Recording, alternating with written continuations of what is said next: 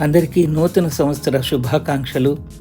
ఆయా దేశములలో ఆయా కాలములలో నూతన సంవత్సరము ప్రవేశము జరుగుతుంది. కానీ మానవ పాప పరిహారార్థమై తన విలువైన రక్తమును చిందించి మరణించి సమాధి చేయబడి తిరిగి పునరుద్ధానుడై నమ్మిన వారిని రక్షించాలి అనే రక్షణ సంకల్పాన్ని కలిగి ప్రభువైన యేసుక్రీస్తు ఈ లోకానికి మొదటిసారి వచ్చినప్పుడు దేవదూతలు కాంతులు విరజుమారు.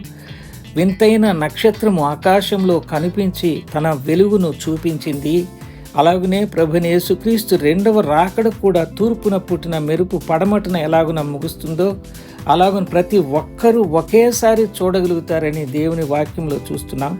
ప్రభువైన యేసుక్రీస్తును సొంత రక్షకునిగా అంగీకరించినటువంటి వారి భద్రత మహోన్నతిని చాటున నివాసము అనంటే ఆయన భద్రత ఆయన చేతి నీడ క్రింద ఆయన సంరక్షణలో ఉంటారని చూస్తున్నాం. Let us have his protection